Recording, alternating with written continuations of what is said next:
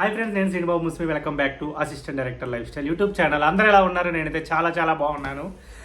So నిన్న చెప్పాను కదా, నేరేషన్ ఉంది, సో మంచిగా అవ్వాలి అని చెప్పేసి. సో దాని గురించి అప్డేట్ ఇస్తాను. వీడియోని అయితే చివరి వరకు చూడండి. అలానే కొన్ని చిన్న చిన్న పనులు చేశాను, అవి కూడా మీతో షేర్ చేసుకుంటాను. సో డైలీ మన ఛానల్లో ప్రతిరోజు ఈవినింగ్ 6 నేను అప్లోడ్ చేస్తున్నాను అబ్బా. మీ అందరూ చూడండి. అండ్ తొందరలోనే ఐపీఎల్ మ్యాచ్లు వస్తున్నాయి. సో సినిమా, క్రికెట్ రెండు చాలా ఇష్టం. సో ఐపీఎల్ కూడా ఈసారి నేను ఎస్ఆర్హెచ్ ఫ్యాన్ని. సో దాన్ని కూడా వీడియోస్ రూపంలో, అంటే నా లైఫ్ స్టైల్, నా లైఫ్ జర్నీలో అదొక, క్రికెట్ కూడా ఒక పార్ట్ కదా ఐపీఎల్ అనేది. సో నేను వాటి కూడా వీడియోలు చేద్దాం అనుకుంటున్నాను. సో చూడండి మీకు టైం ఉన్నప్పుడు. అండ్ సార్, నేరేషన్ ఎంతసేపు చెప్పానో చాలా ఇంపార్టెంట్ కాబట్టి అది లాస్ట్లో చెప్తాను. సో అలా అన్న అయితే మీరు వీడియో మొత్తం చూస్తారు. సో నేరేషన్ గురించి వస్తే మటుకి 8కి టైం చెప్పారు. సో నేను 7:40కే మెసేజ్ చేశాను, నేను రెడీగా ఉన్నాను నేరేషన్కి అని చెప్పేసి. 7:10, 7:15 కల్లా కాల్ చేశారు. ఇంకంతే, జస్ట్ నేరేషన్ ముందు ఒక 2 పేజీలో రాసుకున్నాను మెయిన్ బీట్స్ అన్నీ. ఇక గొక్క తిప్పకుండా ఇది స్టార్ట్ అవుద్ది, ఇలా ఇంట్రడక్షన్ అవుద్ది, ఇలా ప్లాట్ వస్తుంది, తర్వాత ఇలా ఇన్సిడెంట్లు జరుగుతుంటాయి, తర్వాత ఇంటర్వెల్ తర్వాత ఇవి ఉంటాయి, అవి ఉంటాయి.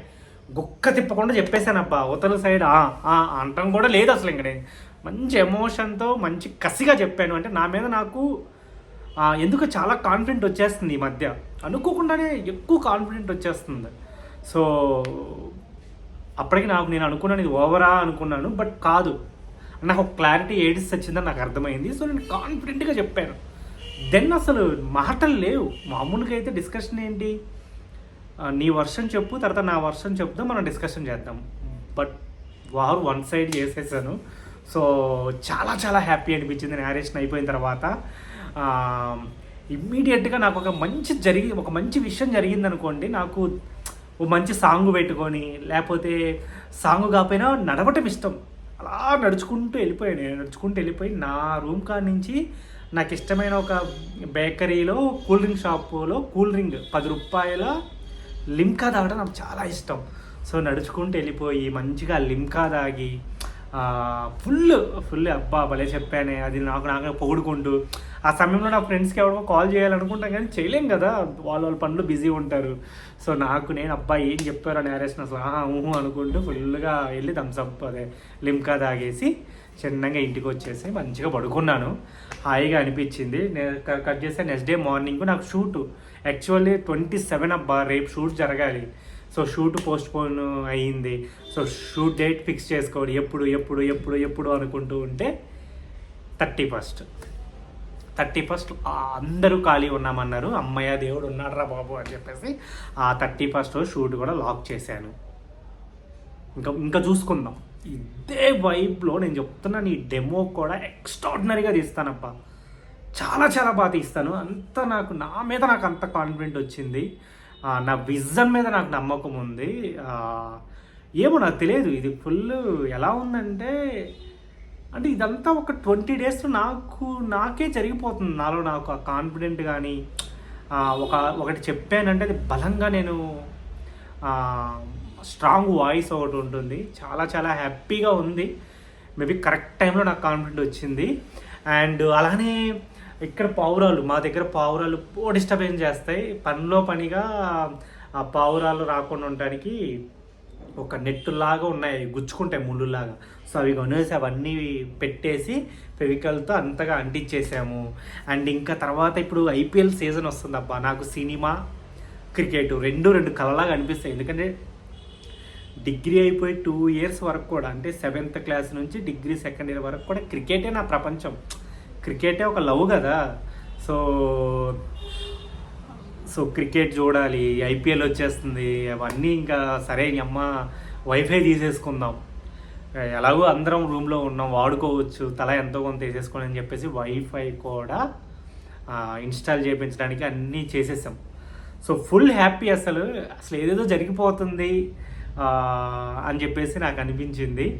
అండ్ ఇది బాగుందబ్బా. అంటే నాకు అర్థమైంది ఏంటంటే, ఎక్కడో జర్నీ అరే కర్రీస్కి డబ్బులు కొట్టరా బాబు అనే కాడి నుంచి ఈరోజు హాయిగా అంటే ఏది మనస్ఫూర్తిగా తినాలంటే అది తినగలుగుతున్నాను, ఏది కావాలంటే అది వస్తుంది. ఇంక ఒక్కటే దాన్ని ఏమంటారు, ఆ ఫస్ట్ స్టెప్లో సక్సెస్ అనేది ఉంది కదా, అది రావడం ఒక్కటే లేట్ ఉంది. బట్ నాకు ఇంకా ఒకటి అనిపించింది, అరే నేను అబ్జర్వ్ చేస్తుంటే ఈ స్ట్రగుల్ జర్నీలో ఒక మజా ఉంది అసలు, ఫుల్ మజా అసలు.